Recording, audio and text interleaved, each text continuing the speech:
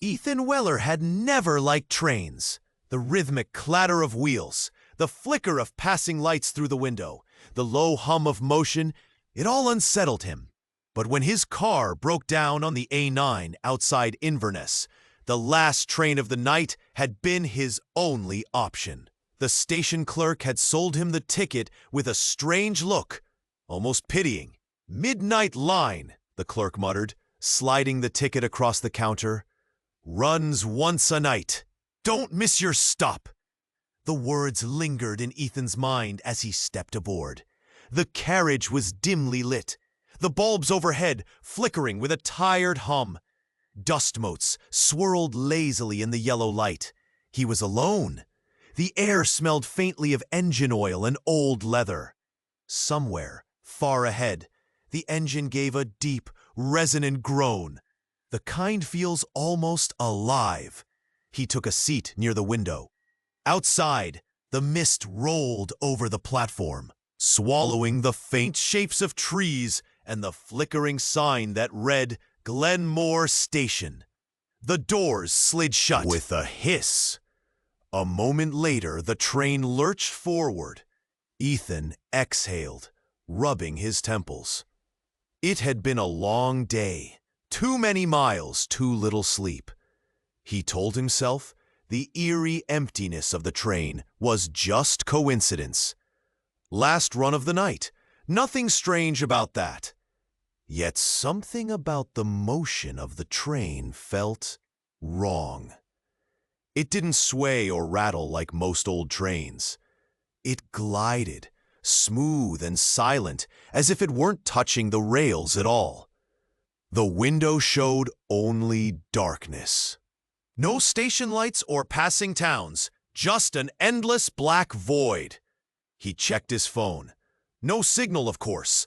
Minutes passed, or maybe hours.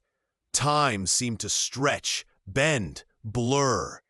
Ethan tried to distract himself by reading an old newspaper left on the seat opposite him.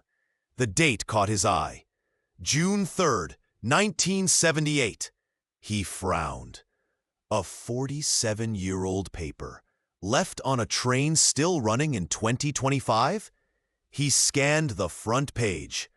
Midnight line disaster. Board details. The story described a train that vanished between Glenmore and Dunbray, the same line he was traveling. Witnesses had seen the train depart, but it never arrived. Search parties found only warped tracks and a charred piece of metal bearing the number 317, the train's ID. Ethan looked up at the metal plaque above the door. His pulse began to race. "No," he whispered. That's impossible." A metallic screech echoed from somewhere down the carriage. Sharp and sudden, it sounded like fingernails on steel. He stood, peering down the length of the train. Nothing, just the rhythmic pulse of the dim ceiling lights. Then came footsteps, slow, heavy, coming from the next car. One step, then another. They stopped just outside the door. Ethan froze. He could see a shadow under the glass panel, tall, human-shaped, but distorted. Too long, too thin. The handle twitched, then turned. But the door didn't open. The thing lingered there. He sat back down, forcing himself to breathe. "It's nothing," he muttered. "Just another passenger." But deep down, he knew that wasn't true. The air grew colder. He could see his breath now, faint, misty plumes in the dim light. The windows fogged over, the glass frosting from the edges inward, until all he could see was his own reflection. Pale, anxious, wide-eyed. Then, in the reflection, something moved behind him. He spun around. Empty seats, empty aisle. And yet, faintly, he could smell smoke. Not the sharp tang of cigarettes, but the acrid stench of burning metal and charred wood. It grew thicker by the second. He coughed, covering his mouth. The light flickered, sputtered out, and for a heartbeat, he saw them. Rows of passengers, burned faces, blackened hands clutching seatbacks, eyes hollow but staring right at him. Then the lights snapped back on. The carriage was empty again.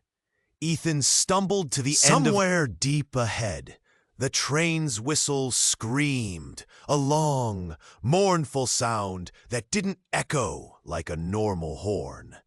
It sounded like a cry. He forced himself forward, one step at a time. The floor beneath him trembled. Faint whispers drifted from the dark, voices overlapping, murmuring words he couldn't understand. He thought he heard his own name. Then his phone vibrated. He yanked it out, hope flaring. A new message. Unknown number. You shouldn't be here. The message vanished before he could blink. He turned around, but the door he'd come through was gone. Only solid wall. And then from somewhere deep in the black corridor ahead came a whisper. Find what we lost before it takes you too.